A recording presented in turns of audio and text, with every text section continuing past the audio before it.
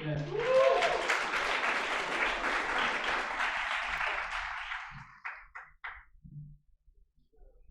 Right, so last 2 months ago we had our first meetup, and we had a lot of feedback from you guys, and we'll be collecting feedback from you guys today as well. And over time, we'd like to make this session a lot better. And based on that, this is what we have in store for you guys today. First up, we'll go cover a little bit about what Data Council is. First time for Data Council, anybody? Okay, so this will be relevant. And then after that, we'll go to a segment called TDD, or it's not test-driven development, it's the data dump. We'll tell you more about it later. And then we have the main events. We have 2 talks by 3 awesome speakers. And finally, we have a job pitch. Now, the job pitch is going to be a little bit more stricter than the last 2 months ago. We're going to have 1 minute each person. And if you're looking for a job, we will hand you the mic. And then you can talk about your experiences, what you're looking for. And if you're a company, you get a minute to pitch your company, the job post and stuff like that. Right? So a minute, and then after that, we'll gently take the mic from you. Right. So before all of this, we like to give a special appreciation to REA Group, right?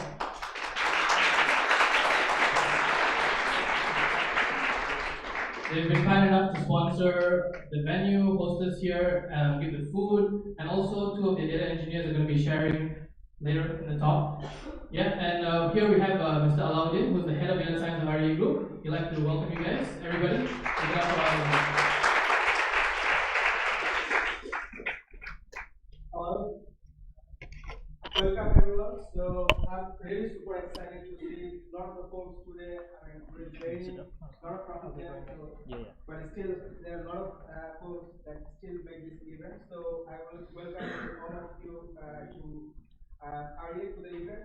And I want to thank Data Council to arranging this type of events, and also the people who have worked hard in my team and in REA to make this event happen. Thank you very much. And in terms of REA, I think some of you might know who we are.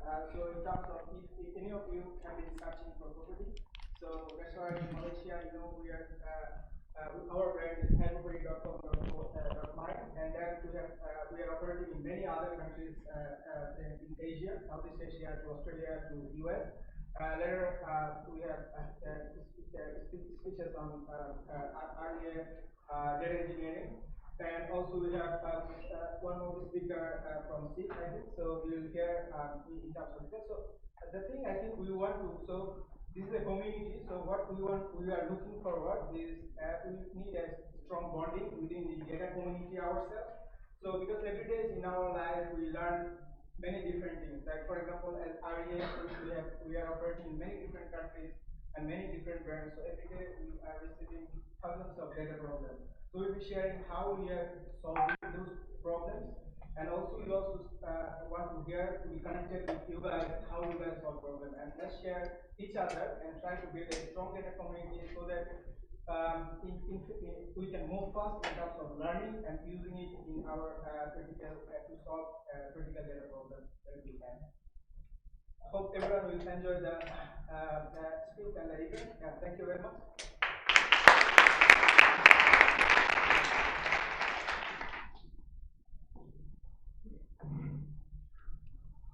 Right, also a special shout out to EngineersMY, who is recording this session at the back.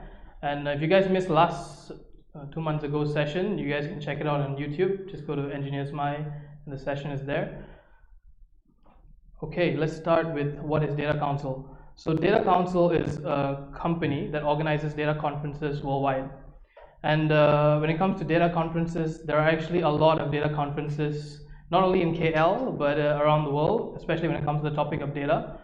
In fact, last week, I think there was 2 in KL. One of it was conference with the R, which is the R conference. And then there was a KL Data Science conference in APU or something like that. So there are a lot of conferences, is what I'm getting at. And I'm not going to give you a thorough comparison of Data Council in every conference, but instead I'm going to give you 2 key points or key differentiator of what makes Data Council different.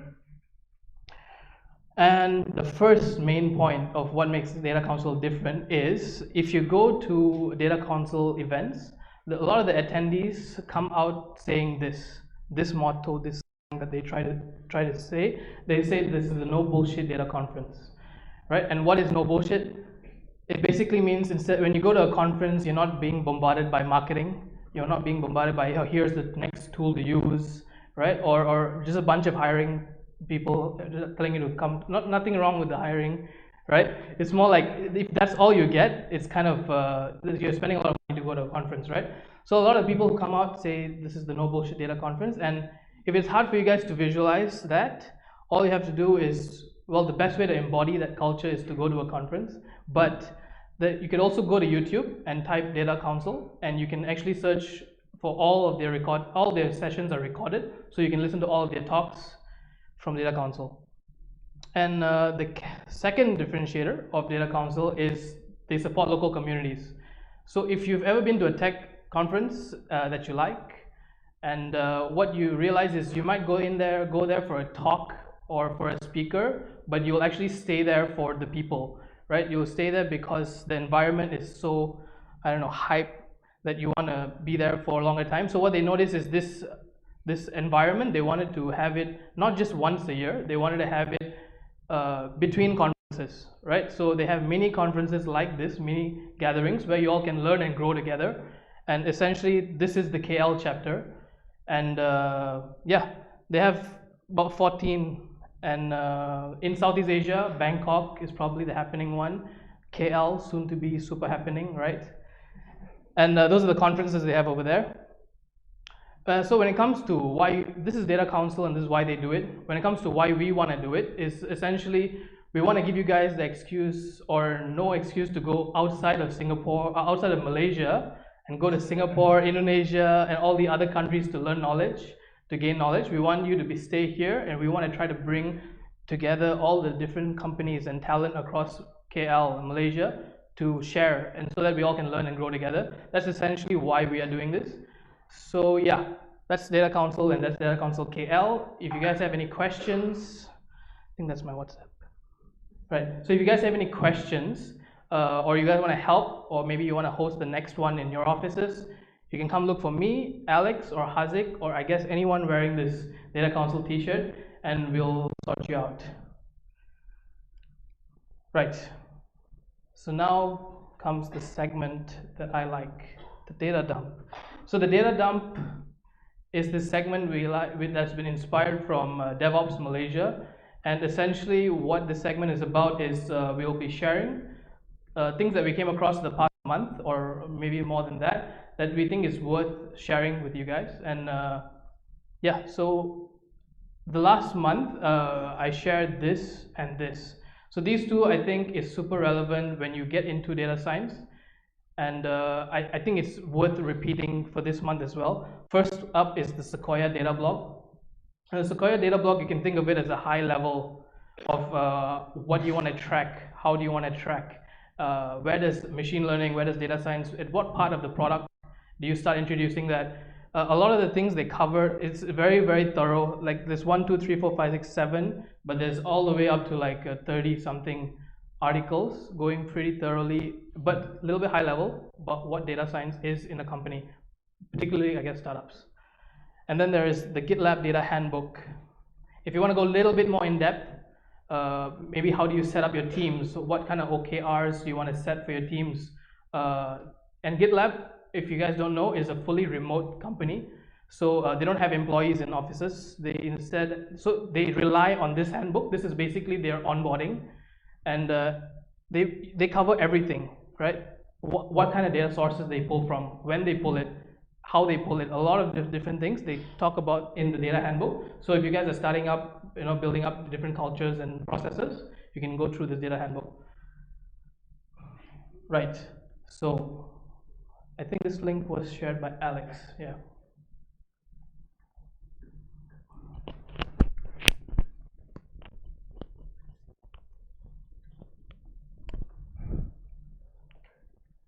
So this is an article that I thought was pretty interesting. It's It's actually an article on O'Reilly's data blog. It's by this guy called Jesse Anderson, so it's pretty cool. It's more definitely aimed at a management audience, and this article basically highlights the difference between the work of a data scientist and the work of a data engineer. And it has lots of diagrams and lots of very cool explanations.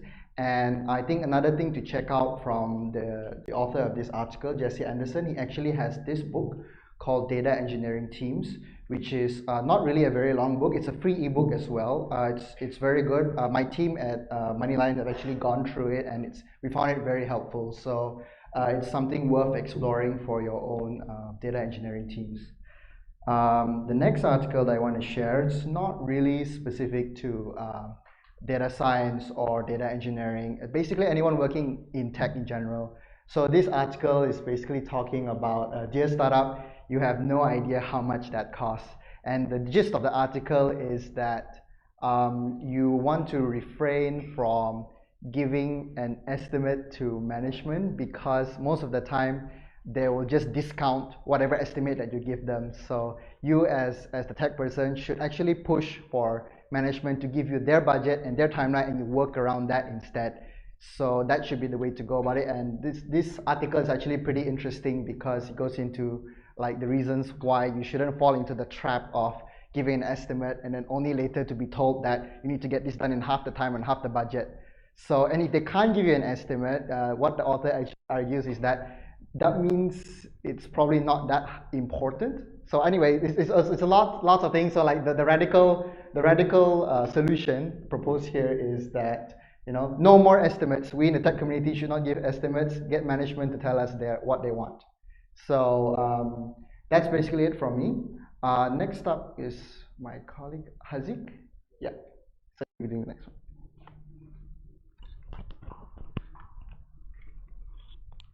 How do I do this? You click to the top. Yeah. Gotta hold this? Yeah. Oh, you. Well, hi guys. So I covered more on news in general. I didn't want to cover too much of the technical topics, but I feel that these things are interesting and could be useful if you are actually working on other data sets. So the first one I'm sharing is about how Bloomberg is moving their trading data, historic trading data, to the cloud. So they're making it available for companies to actually access the data. So it will be very good if you dive in and check out what's up, because you could potentially use it as a source to work with new models. It's a very interesting thought. I haven't personally dived into the actual data, but good to keep note of this one. The other one I want to highlight is about how Facebook is worried as well about the whole deepfake issue. I think everyone's starting to get worried. Credibility is going down with any sort of medium. So Facebook has posted a challenge, or is about to announce the challenge proper. I haven't been too up to date with this, on creating a data set that can challenge deepfake. So the idea is to create an algorithm that can identify somewhat accurately whether the image or video was created by a deepfake. So it's interesting. The links are up there. You can just click on when we share the sites over. And the third one and final one is the Ghost Tech powering tech. So the Ghost Word powering tech. So I think it's really important to remember that yes, we do a lot of great work with technology and data, but you have to remember that data has to come from somewhere, and someone's labeling and someone's annotating the data. So it's really important to keep in mind that whatever interactions you have with technology or data, it will initially go through human hands, right? So it's something I feel that you should keep note of and hopefully appreciate, because there are a lot of people on Amazon Turk and a lot of people who have, you know, literally unpaid slave labor for this kind of stuff to make things happen. So would highly appreciate if you guys checked out this article and really understand the implications of things. So those are the three I'm covering. So Ayas, is this you? All right, cool. Back to Ayas. Really? Yes, it is. How?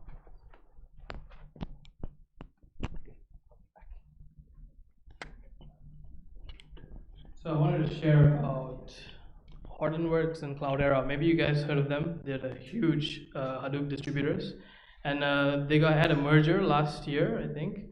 And I think they announced this early in the year, but more recent news is they wanted to build, or they're building, a CDP. And there's so many abbreviations for CDP. There's like customer data platform, consumer data pipelines, blah blah blah, a lot of abbreviations. But this one is Cloudera Data data what? Platform. Cloudera data platform, right?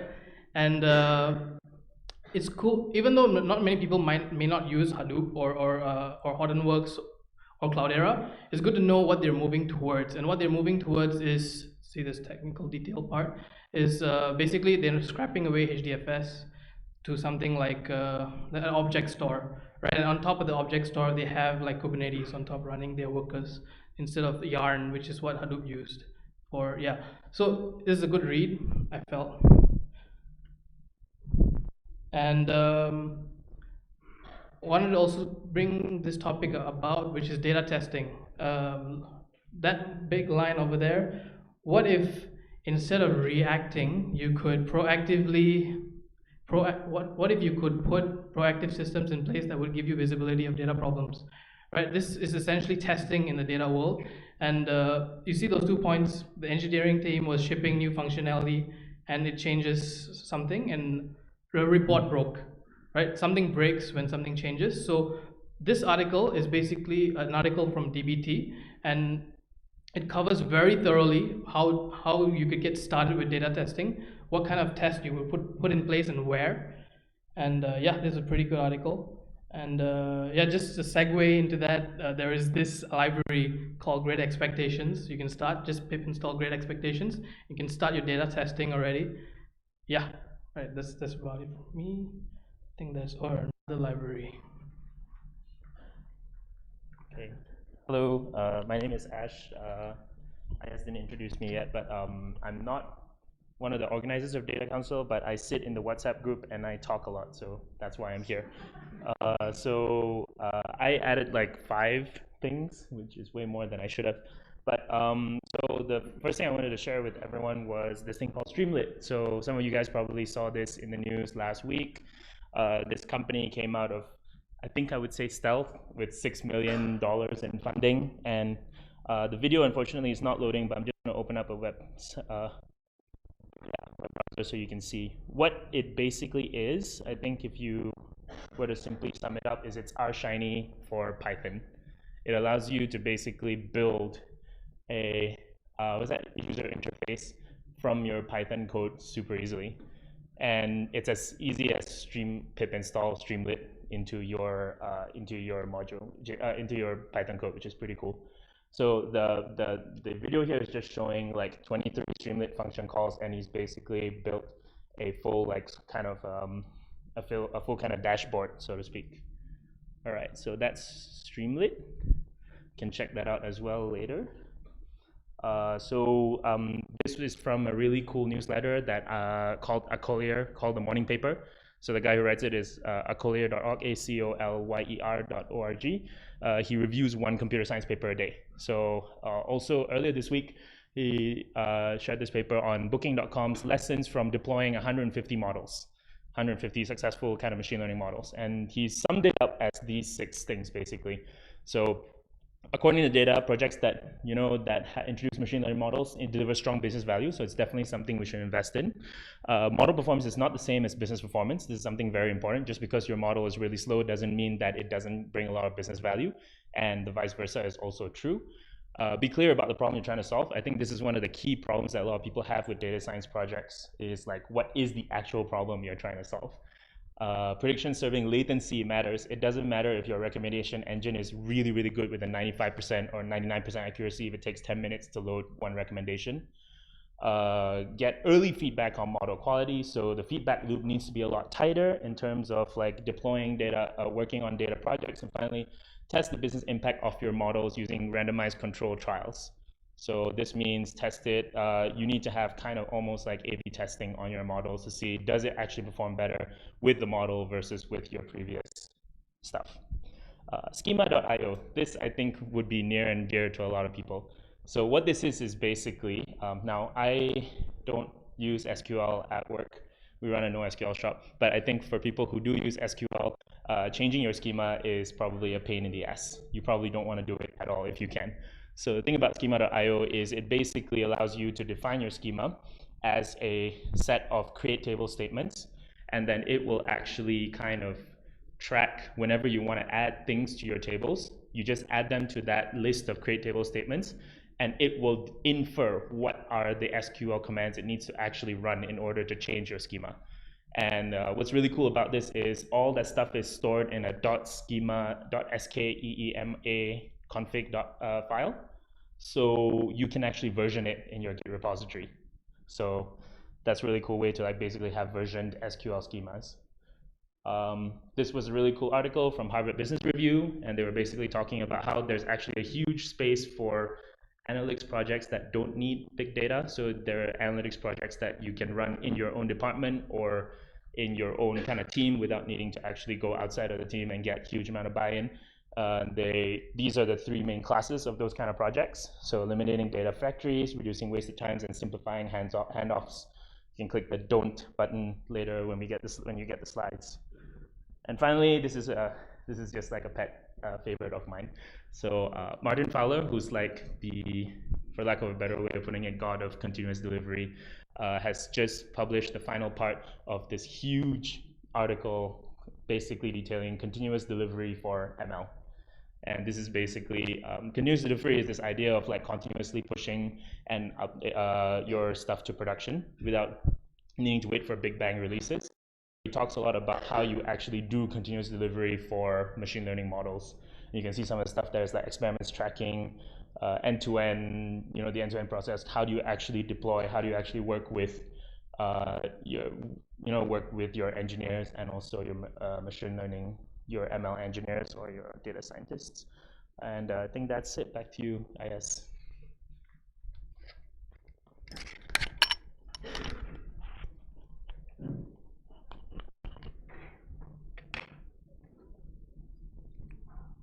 So that's pretty much it for the data dump this month, and we have slides that we'll post up at the end of the meetup. And just a little bit of shout out to the other meetups in KL. There are a lot of meetups in KL. You can check out this slide, and there are 2 curations down there, a link to them. And I'll put this up now and later. Right, so this is basically feedback form. It would be good to have all of your feedback because we are continuously improving and we want to make this the best data community in KL. And speaker slides again is in meetup.com. For now we're using meetup.com. I know it's kind of, it's not really popular in KL, but meetup.com, we're trying to align with the other communities in different countries. So for now we'll be using meetup.com. Later on we might be using other things. Right, so yeah, bit.ly WTF Data Council 2. Okay, now to the main event. First up, we have Hafiz from Seek Asia, who will be giving us a talk about transfer learning. Everybody give it up for Hafiz.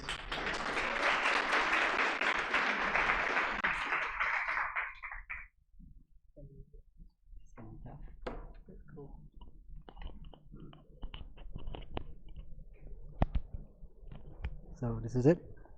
Do we need to hold the mic or? Yeah. What is this for then? This is for the recording. Okay. Oh. 1 second. Oh yeah.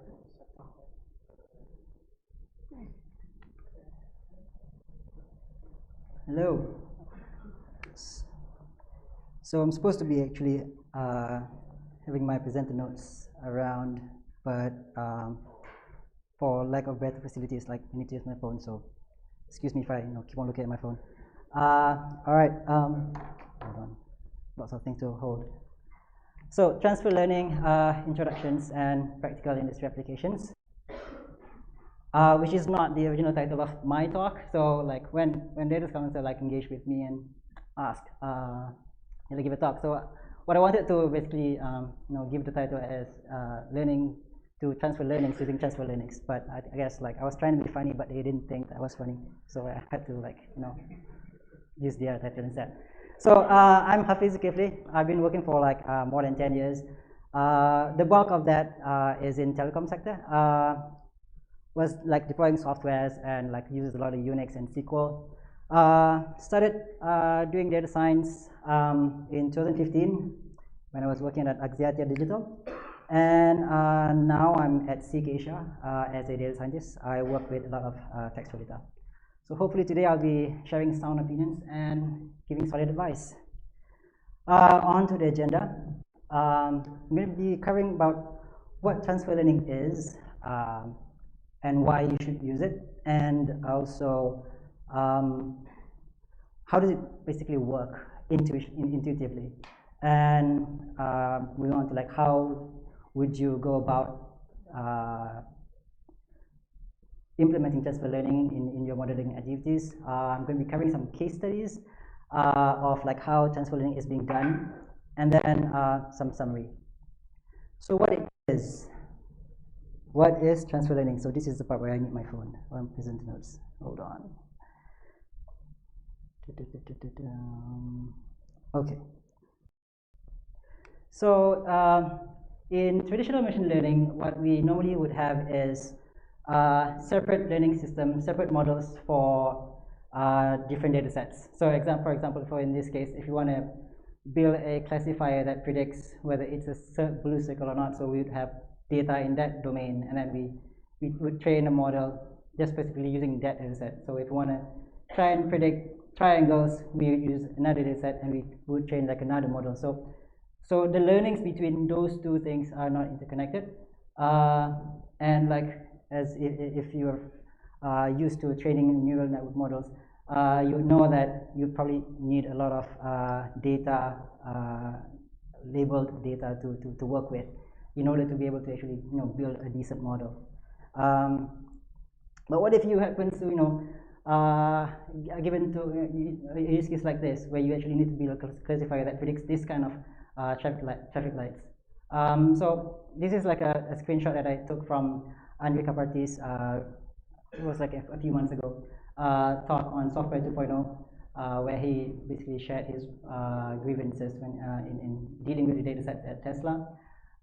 So these types of like traffic lights doesn't happen so often, and if you were to like being tasked to work with this data, so you would have problems because like there's not much sample set to work with, right?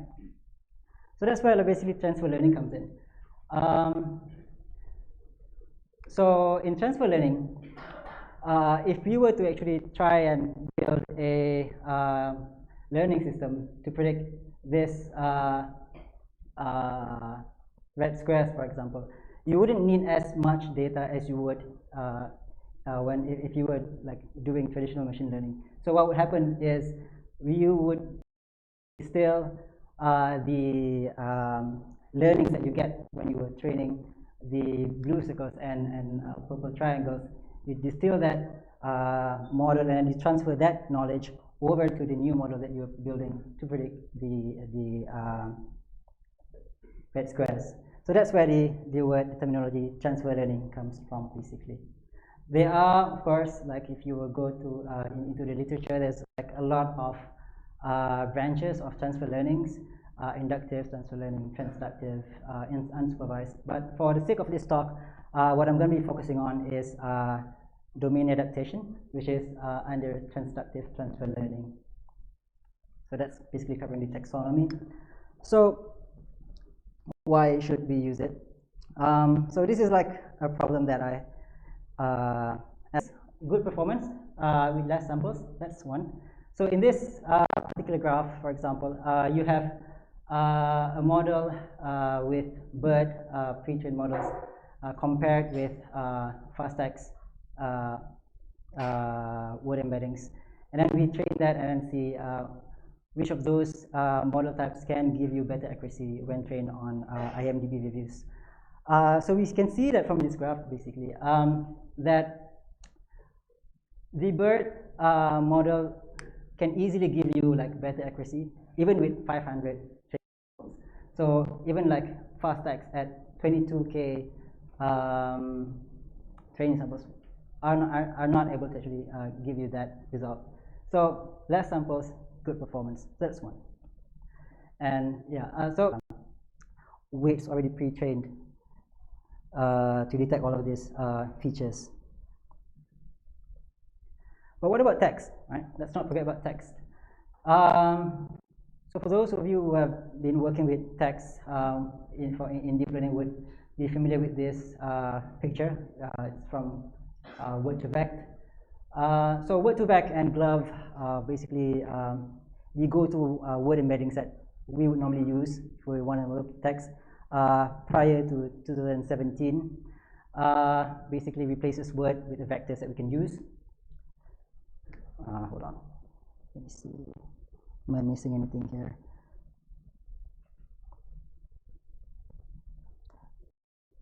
Okay, I think not.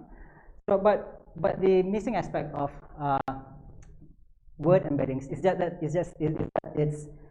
it's trying to represent only one aspect of the word. So like you have like for each particular word, you only have one representation of it, like one vector.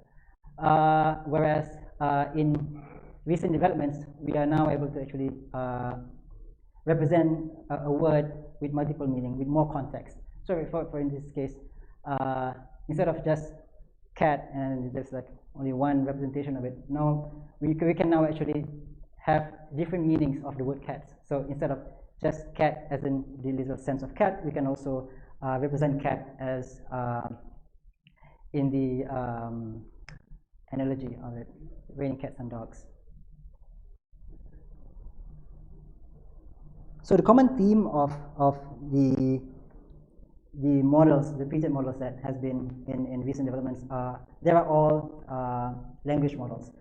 Elmo, and followed by ULM Fit, and then BERT, the most popular one of all. So all of them are language models. And what makes language models so special as a task that our pre-trained models are training on is that it is able to encapsulate the syntactical nature of text and the semantics of it, as compared to like if you want to simply train the pre-trained model on a different set of tasks like semantic analysis, for example. So it has been found that language model can give you more information in that. So how to do it? So let me take a breather here. How do we actually do it? The general approach is to just take any pre-trained models, and then so in this case, this is an example for an image classification problem. So we would take a pre-trained image model like ResNet or VGG, and then put a classifier on top of that. Take your domain data or whatever task that you have in mind to actually build a model with, and then train it. But how exactly do you actually train it? So these are basically the rough strategies that you can take if you want to train or if you want to fine-tune your pre-trained models. So it's divided into like 4 quadrants depending on your dataset size and how similar is your dataset according with your task at hand. If let's say in quadrant 1, for example, if you have a large dataset but the pre-trained model is of a different distribution, then you might want to actually train the entire model, the classifier, and all the way. So for example, if you have a pre-trained model using ImageNet dataset, and then what you're trying to actually classify is aliens from outer space. So this is like something that you don't have a sample on. But then it so happen that you actually have a lot of pictures of those extraterrestrials. So what you would do to build a classifier to be able to classify the aliens is you would train the entire model. So legends over here. So white means that it's frozen and blue it's being trained. If you would have in quadrant 2, for example, a large data set, but the data is somewhat similar to what your problem is, then you probably wouldn't want to basically train the whole thing. You wouldn't want the learned features of those edges and lines to disappear. You would only train the layers close to the classifier. So you would let the early pre-trained models, layers of the pre-trained models to be static and frozen. Quadrant 3, small data set, different pre-trained models. You would leave some parts of your pre-trained models as to be frozen, and in quadrant 4, since you have small data set, you wouldn't want to train that whole model. You wouldn't want to damage the things that has been learned in your pre-trained models. So you just train your classifier and then let the pre-trained models to be frozen. So a case study. moderating reviews. So this is basically something that I've worked on at work. So to give you some context, I'm from SEEK, and SEEK is distributed across the world. And we don't only deal with English text, we also deal with other languages like Spanish and Portuguese. So for sharing, I'll be talking about a use case that I've worked on over in one of our brands in Mexico. So this is basically a page of our product. Any of you speak Spanish? See? Okay, anyways, so I've blanked out a few of those items since I don't want to get sued or anything. But what it basically means is it's company profiles. It's basically a place where we let candidates bitch about like their workplace and then give ratings if they don't like where they're working at. These are some samples of the reviews that candidates would leave on that page, pretty much a lot like Glassdoor. But the problem with reviews is that people can get really creative sometimes, and then they leave like really rude comments and toxic. Some are just like super biased towards being positive. You're not even sure whether it's an advertisement. Some can be really negative. Probably they just got sacked or something. Others are prejudiced. It can get like really defamatory, like names being mentioned there, and some are just downright irrelevant, just like random spams and stuff like that. So how do you deal with this? So early on, what we've done is we've asked our internal moderators to basically help sort this thing out, whether a review should be blocked or not blocked. But as the product grew, it gets a bit harder, and a lot of expenses needs to be incurred, because like our moderators are just like a few, but bulk of the work is we outsource it to like third-party vendors like Figure 8 or Superhands, for instance. And like for each like labels that they give, it's like we're not only like asking for this like one label, it's like multiple, because like we want to make sure that the majority of them can agree on the same rating. So yeah, it can get quite costly. So we've decided to basically try to optimize that.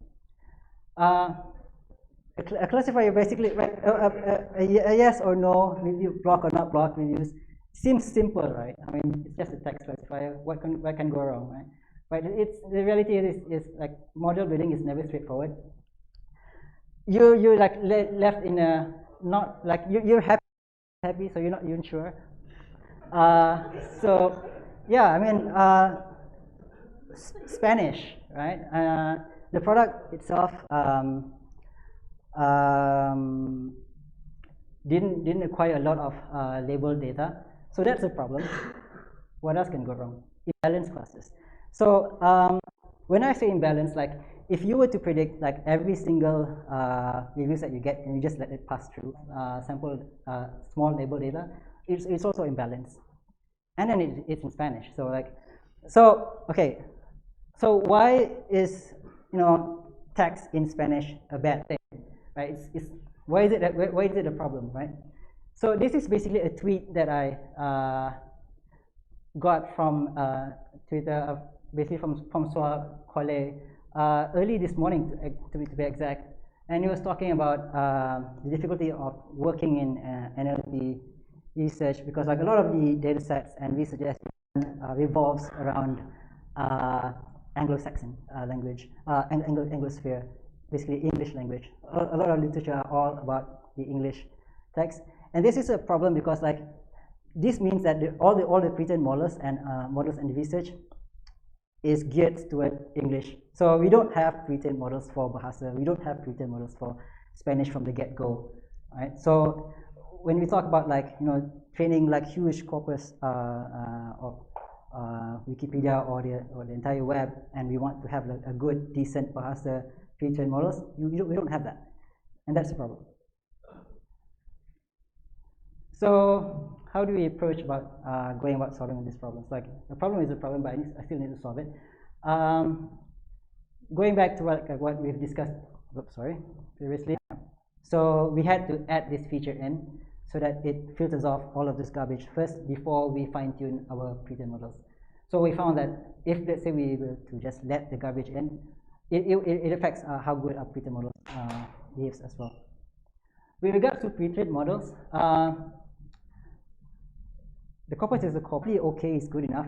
And what he found during his studies was that sometimes decently performing language models can actually give you a better overall performance.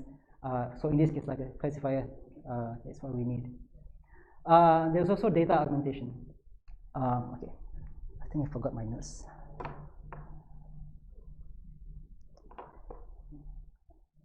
Okay.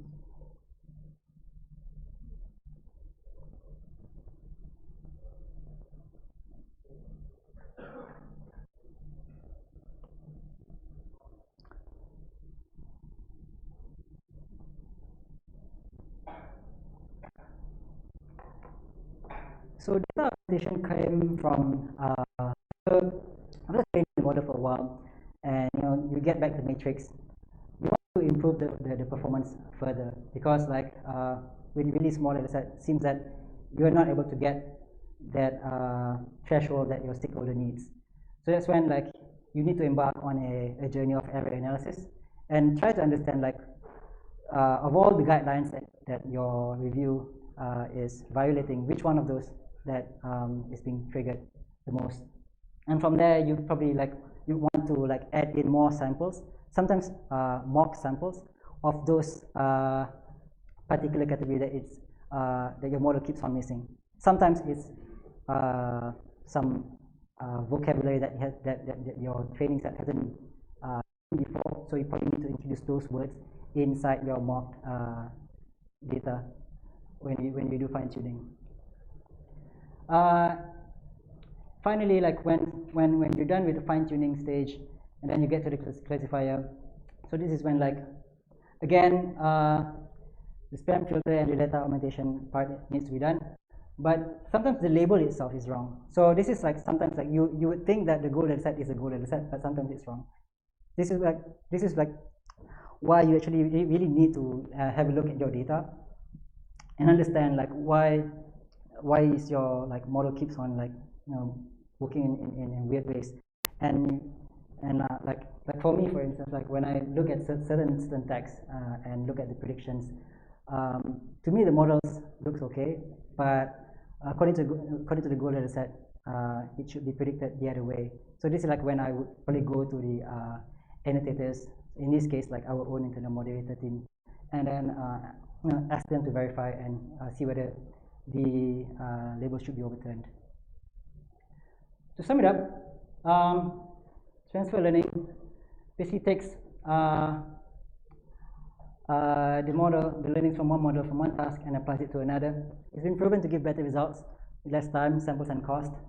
In terms of feasibility of feature models, it really depends on the similarity of your model. The closer that you can get feature models to match what your end goal is, the easier your job will be. Understand your data. Pay a lot of time in examining the quality and the labels, whether or not the text actually makes sense. And yeah, model building is never straightforward, and error analysis is really a friend. So, thank you. I'm open to questions, I guess. How many minutes do you have? Anybody have questions? Or if, let's say, yeah, you can meet afterwards. Sure. Nice talk. Just curious on the problem that you were solving on your use case. Instead of training a Spanish model, would the approach of actually just translating everything to English and then using available English models be viable? Yes, it is a viable technique if the matrix, let's say you were to do that, and the matrix meets what the stakeholder needs, then yeah, by all means you can do that. But also consider the cost of translating the text in the first place.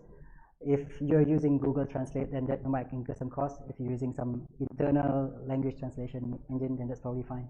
Yeah.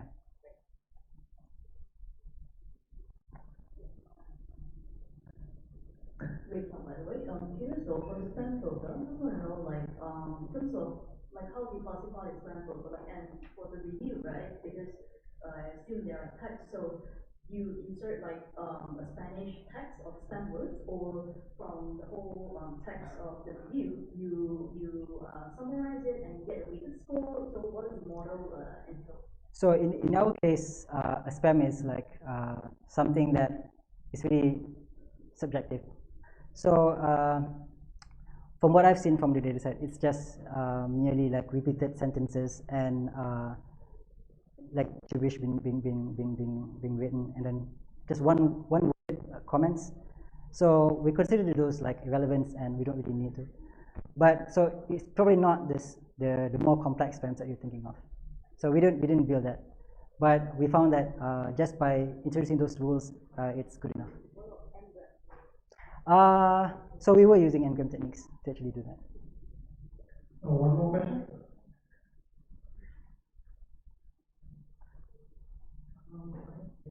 For images, like if you use transference for images, it's like the player you learn the model learns about line, and then second layer it learns about shape, and then the third layer it learns about more complex shape.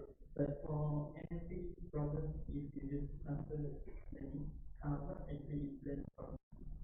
So in terms of like what gets learned, to be honest, I have no answer for that, because like I haven't really dived into that research for that particular topic yet. But like if it depends on your problems, like certain pre-trained models are good for certain things. If you're looking for like to solve problems that revolves around syntax, probably Elmo is a better pre-trained models to use, because when it was trained, the objective was to actually do that, as compared to like ULM-Fit or but it was designed to on a separate task. So I'm sorry that I couldn't give you like a straight answer on what's being transferred over. Yeah, maybe we can talk later. Okay, thank you.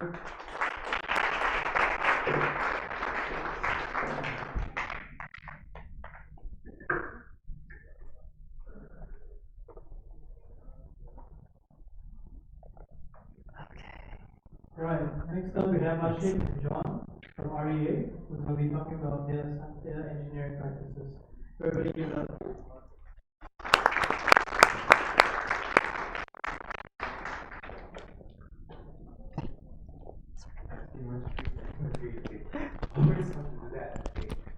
So good evening guys, and welcome to iAsia.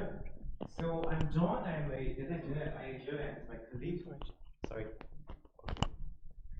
Sorry guys. Okay. So I need to hold this? Okay, wait. Okay, again, testing 1, 2, 3, testing 1, 2, 3. Okay, make sure everything's okay. Again, so good evening guys, and welcome to iAsia. I'm John, I'm a data engineer at iAsia, and this is my colleague Ashik, who is also a data engineer at iAsia. So today we'll talk about data engineering at IA Group Asia, the challenges to face, our tech stack, and our data engineering practices. Okay, this is the same slide. So okay, so before today, who here heard of IA Group? Okay, I see a few hands. So IA Group is a global business that knows property like no other. We are a PropTech company. Our business is to provide a platform for property seekers, agents, and developers, which represent the property market. We are headquartered in Australia, Melbourne. We are a #1 brand in Australia and Malaysia. We have presence in various countries. As you can see, we have presence in Australia, US, India, and Asia. So that's IA Group, but we are IA Asia, which is a part of IA Group. iAsia operate 8 brands across 6 countries. Those brands are, as you might know, iProperty Malaysia, iProperty Singapore, Rumah 3 Indonesia, and Prakat Thailand. So as a prop tech company, we know data is very important for our business. So much so that we have our own team for data, the data science team at iAsia. So we deal with data from data engineering, data science, and the lots. So data is a very wide area that we have 4 squads here at Asia. We have the data engineering squad, which is responsible for data modeling, data processing, and data cleansing.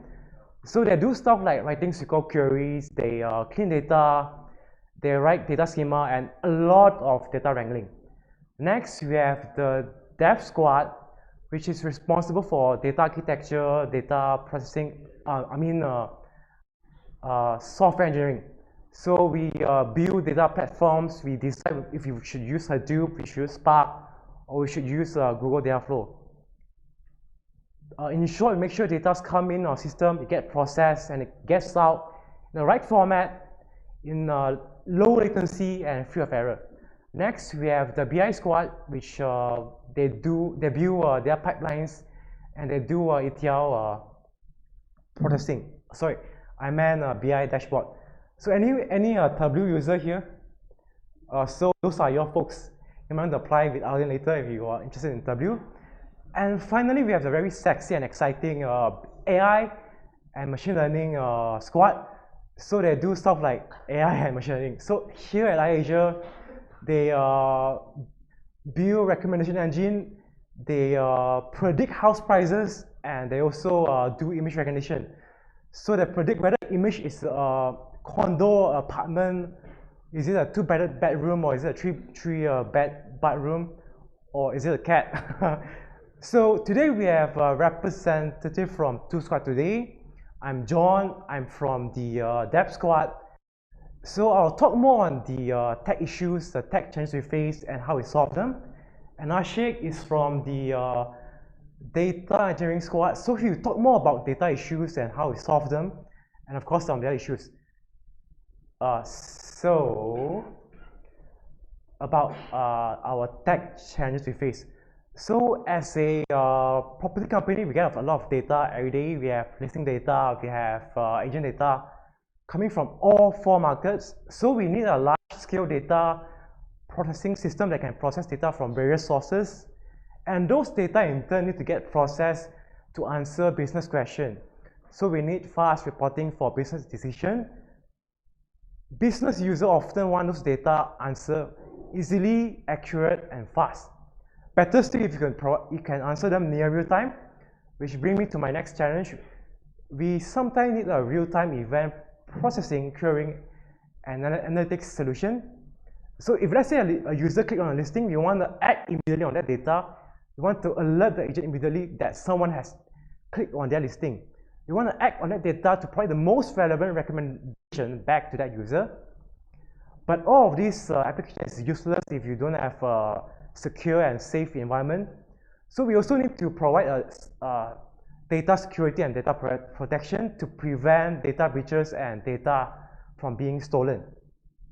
And of course, as a tech company, the tech landscape is always changing. We want to experiment with new technology. We want to try out the latest AI algorithm for the best recommendations. So we need low experimentation costs. To do that, we need low infrastructure costs and fast deployment.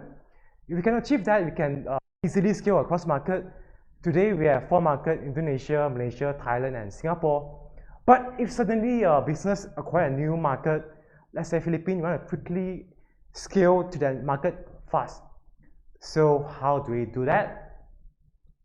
So this is our data acquisition and processing architecture, which is completely hosted on the cloud.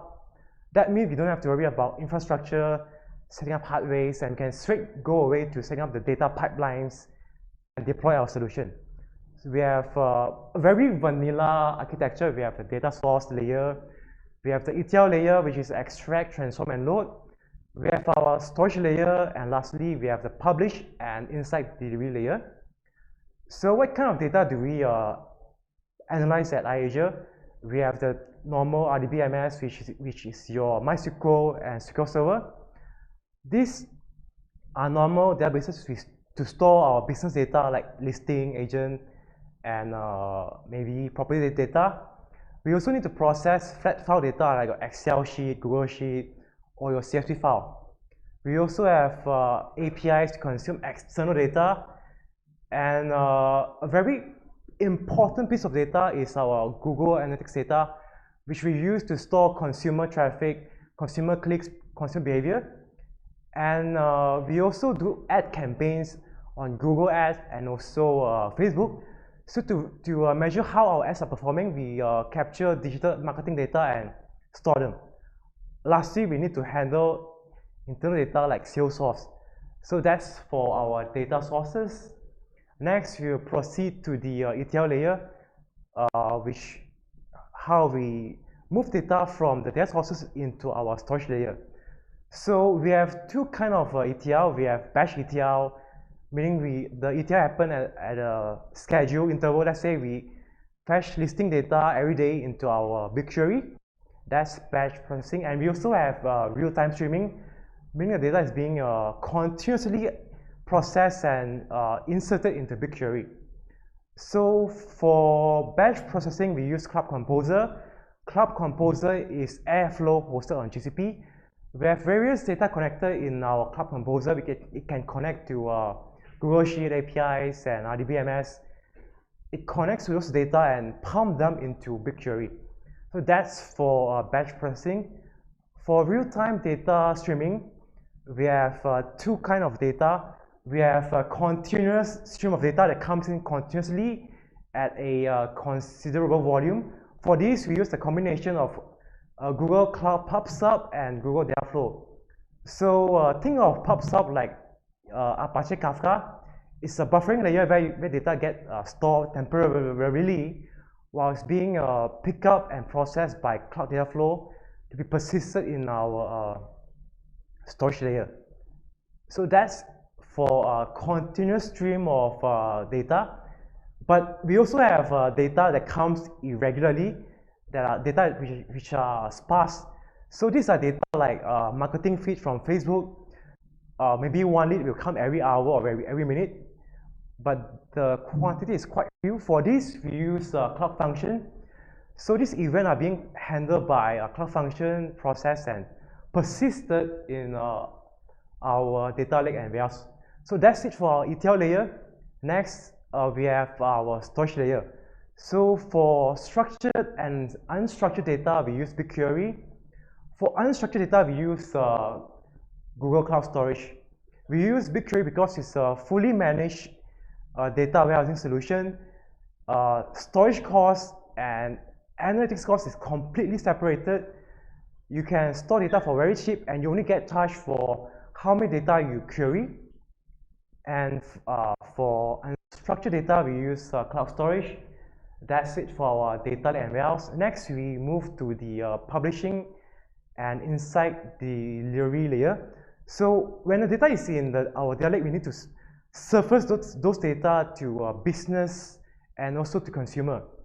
To surface our data to business, we use W, but W is quite pricey. We also use Google Data Studio to surface our data to business user through dashboard. So in between BigQuery and W, we have a caching layer using a BI engine. BI engine is basically a in-memory caching layer for fast data retrieval. So besides serving a business user, we also need to surface our data to end consumer like you and me. So we build microservices to surface this data to end consumer. We have data like transaction history and also point of interest for your property. So user can know when was this building last transacted at, your convenience of your tablet or your web. So that's it for our data acquisition and processing architecture. I'll pass to Ashik to talk more about the ETL. Okay. Oops. Oh, do you need this?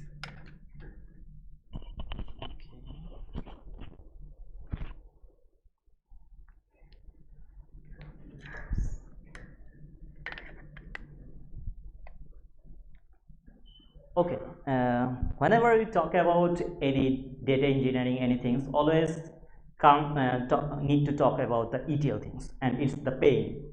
Maybe in the middle of the night you will get the error message that your ETL is not working, and suddenly your manager will come to find, say, you have to add a new ETLs for this in 1 day or half a day, something like that. So when we talk about the ETL things, we found that most of case we do the batch processing for 95% is batch processing, not the real-time things. And when we talk about the batch processing, we found that we can solve 90% problems using only SQL transformation, not anything else. Just from source data, you getting data with SQL, maybe from data lake to another data lake, same layer, you are doing the SQL transformation.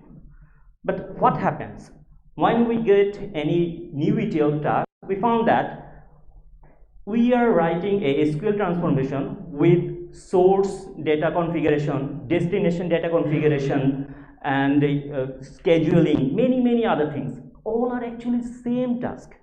Then why we need to create same things for thousands times? Developers should concentrate only the ETL logic, not the set up the schedule, set up the source and destination, anything. So we had this kind of problems. And about the task hierarchy, say one ETL if fail, it should stop the next ETL, and it should not affect the last report. So how can we communicate with each other? So that's why we built our own ETL tools, ETL Ninja, how it works and how we communicate everything there.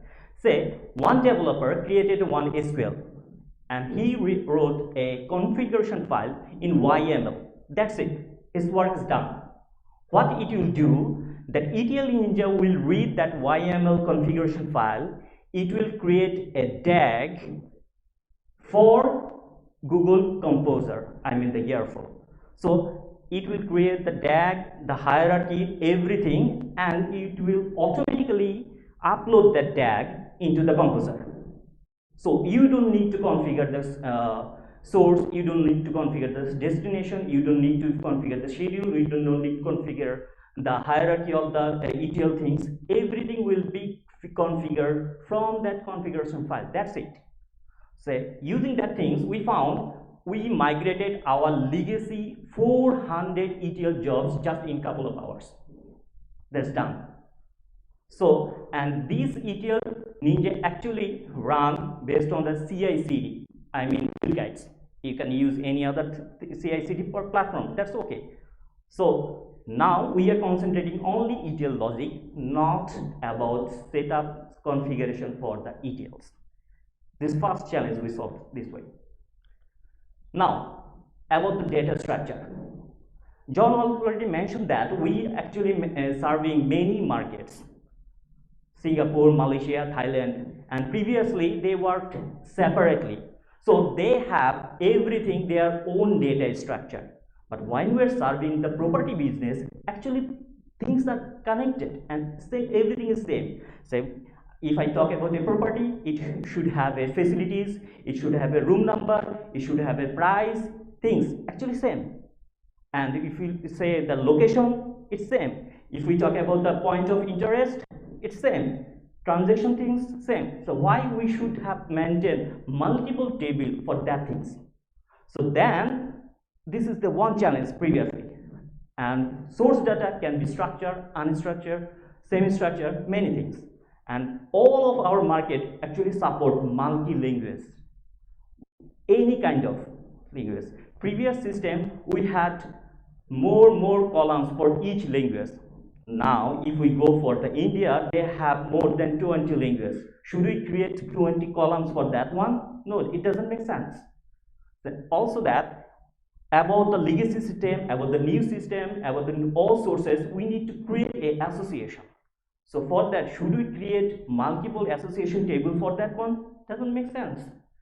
And about new challenges, every day we found new requirement, new data points, new things. Should we create new columns, new tables for new data set?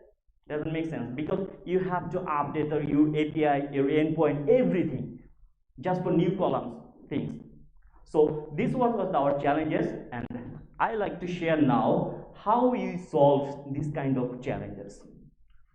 So first we have created a single dynamic database system, database structure for all common problems, say like location, say like properties, POI, transaction, anything. So legacy system, we are serving 5 markets, but for that we had 30 more tables. Now we have 9 tables. It can serve any number of markets, any, and it have unlimited capabilities. So like language, things, and all. How? First, say from different sources we are getting data and storing in a single system. Maybe all of them got ID, but say integer ID or something. Then we used universally unique ID for data uniqueness. So whatever the source is, whenever the data is coming, everything is unique. This is the one point. Second, relational table for data association with association type. It's very interesting. So one building have old address structure, new address structure, but actually the same building. Then we created an association in that particular table, but with the association type, it's a building duplicate. That's it. When we are talking about the location hierarchies, say one province has 10 districts. Under the district we have sub-district, under the sub-district we have several areas, many things. Should we create separate table for each province, district, sub-district things? Doesn't make sense, because for every market, every countries, we have to create hundreds of tables to maintain only this location data. So then we created only one table to maintain all the location data. But how can we solve the hierarchy? We created another table, a relational association table for that all location. So now we can maintain which district is under which sub-district under which area or anything, just by association type and parent ID, parent-child relationship. That's it. So 2 tables sort all this. And next, we talk about the hybrid data structure for our data lake. So sometimes we store our data in a relational way, sometimes normalized, sometimes denormalized, sometimes NoSQL. Even for data warehouse, we are using star schema, fact, dimension. So we are not binding our brain and thought that for data lake all should be in the same structure or same way. Doesn't make sense. Based on our problem, we restructured everything inside there. Next, talk about the nested data. It's a very nice feature of BigQuery. We found previously we stored maximum data into JSON format or something like, which is unstructured or semi-structured, something like that. But here, nested is very nice things. Say you can put multiple columns in a single column and in a repeated way. So seems like you can put an entire table inside a cell. So there we added only 3 columns, 3 definitions. One is type, another is language code, another is the name. So if we talk about the location, say Hong Kong is a location, it got an ID. So it's a one row. Inside that row we have a language alias for simplified language, Chinese language alias for traditional Chinese language, and abbreviation as a HK, display name as a Hong Kong with uppercase, lowercase. So whatever the information about the Hong Kong, everything is we are putting there in a row, not in a column. So whenever new things or new attributes or new information will come for Hong Kong, we're putting there just using a alternate name type. That's it. Even for any language. So end of the day, we are serving business through a view. So we can reconstruct any data from there. No need to add new columns, new things. About the JSON, we also store a couple of data into JSON. But what kind of? Some data is not that much structure. Maybe from source we got a couple of data, we will not use that frequently. So why we need to put this in a single column or something like that? We store the whole legacy data in there. Sometimes we have very uncommon information. Say when we talk about a point of interest, maybe you like to think about airport. Airport has domestic airport, international airport type, but it doesn't have for school transport, other transportation, education, even for hospital things. So it's a very specific information for a specific row, specific data. No need to put into a separate column or anything. So we can put this type uncommon data fields into JSON. So it's kind of hybrid things. And another interesting thing is attribute table, util attribute tables. How it works. Say we have school data information, all school. Say there is a school type, kindergarten, primary, secondary, something. And we have hospital type. We have a transportation type. Should we store all type of information with each POI data in each row? No need. What we are doing, we are storing all definition type things, dimension type things in a single column, single table with attribute type. That's it. And end of the day, we are sharing the ID in the perfect place. So when we change any information for that attribute, it will be changed for everywhere. No need to change in a particular records or things. Even we can keep the alternate language, alternate display name, alternate short name, large name, anything, all related of them, just like location. So all together, when we have to maintain more than 100 tables, then now we can maintain just 10 to 15 tables will be good enough to maintain all of these. And if we scale our business, we go for more 10 or 20 markets, still our system is same, still our data structure is same, still our API is same. No need extra efforts. This was about the data structure design things. Now, about data authentication challenges. Obviously, we have to serve our data into different market in different departments, just like data mart or something like that. Previously, we were storing all required information in a separate table or separate data mart or something. Then we found, if we can create a dynamic filter for user based or end user based, then we don't need to maintain separate tables or things. So our plan was to serving data for BI or data analyst using role-wise data access. Anytime we can revoke or assign any role to any end user. The user can be a GCP user or non-GCP user, anyone. And we need to filter the data cell level, not the row only. Row plus column, cell level data filter. And we should store all things in a single structure for same kind of data set. It should be faster, and whatever the filter we are doing, it should be hidden from the end user. How you solve these things? Say, here you can see the architecture for our data authentication. We are getting data from different sources, BI, Google Analytics, Google Ads, Facebook, any other data source, relational data source, Google Ads Manager, all are coming into BigQuery. Then we are using staging for data processing, and end of the day, we have aggregated reported data. This is the final data, but it contains all markets, all departments data. Then how we can filter? Another, in BigQuery, we are also storing all kind of authentication things. Say like for role-wise, one role in which table, which where condition, and what select table things. Say which column we will select, which data we will filter. Everything goes into our BigQuery auth view based on each user. So it's totally about access related information. filtering. So we have filter conditions there. We have own data set.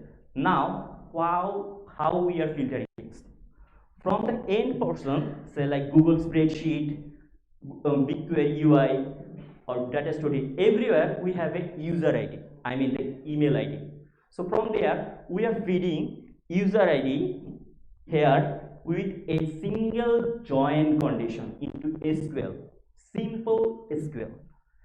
Just using that SQL, we are filtering aggregated data based on the user for that user. And end of the day, we are getting the filter reported data. And we are serving this filter reported data in all places, either Google spreadsheet or BI or any other data source, everywhere.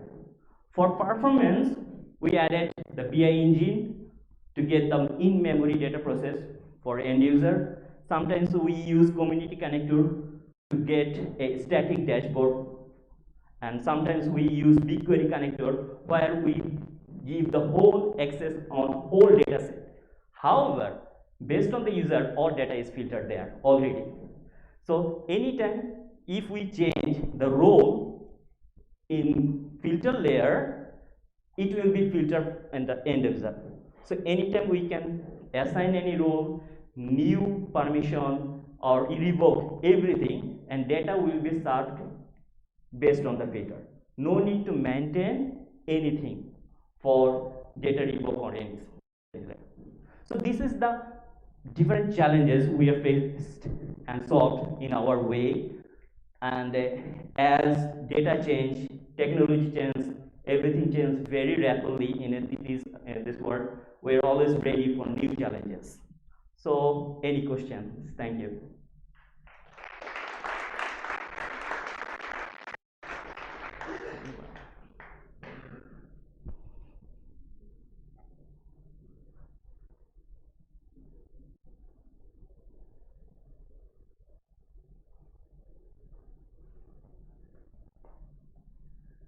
Hi, I'm actually leading the MySQL engineering team, and we are kind of facing the same issue in terms of the data authentication layer. Yeah. How are you all actually kind of solving it with is it like an ACL mechanism, or is it like a role-based access system that's kind of versionized into your SQL or your BigQuery itself? No versionizing, no nothing. Say one simple example I can give. Say I have a user ID A Ashik, and there we have a 3 column. One column contain the data source, I mean the table name. One column contain the row filter conditions, say like market number or market name or market code something, and one column contains the list of select conditions columns things. So when we are joining this view with the data, we use where condition to filter row, we use table name from that source, and we use the select columns from that column values. That's it. It's a very simple SQL transformation. Is it continuously run? Because how you are storing the state of the user that's already accessing the data? Is it continuously run? No, actually every data filter based on the SQL view, and when you are anywhere login there, BigQuery has the interesting things, session user. From the session user, we always get the who is the user. So easily we can filter. And if we use the say like community connector, there is a way to pass the user ID into the SQL. You can inject user ID there.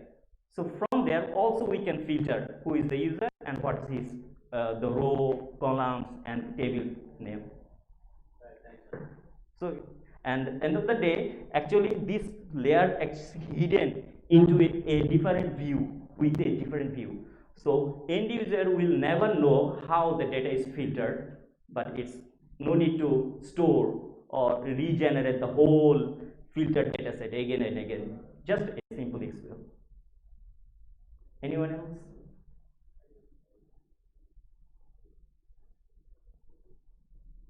Questions?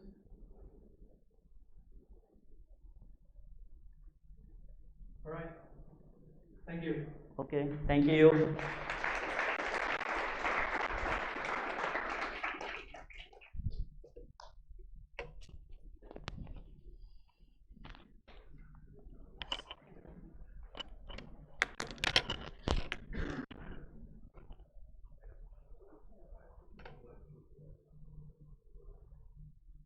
So we've come to the final segment of tonight, which is the job pitch.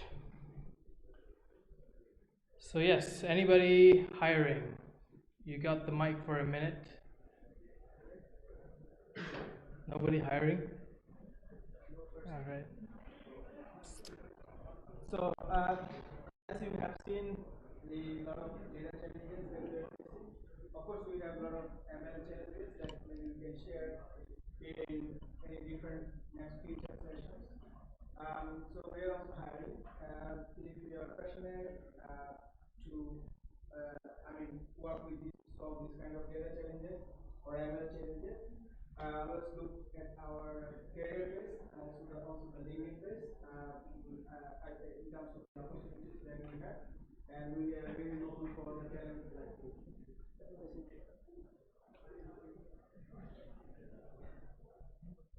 Anybody else? Hey, I'm from Fave. I'm hiring. Yeah, so Fave is looking for data analysts, data engineers, and also lead software engineers. If you guys have any interest, you can, or you want to know more about the jobs, you can look for me, or you can also visit our careers page, careers.fave.com. And if there's nobody else, we'd like to conclude tonight. Thank you all again for coming.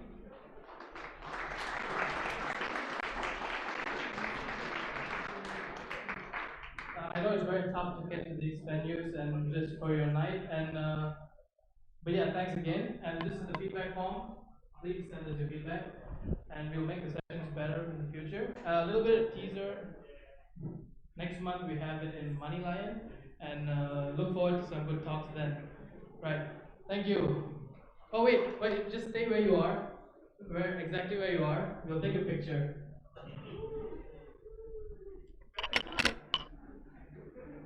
Actually, those of you on the side, maybe you can come this way. The photo will be like this. Come on, let's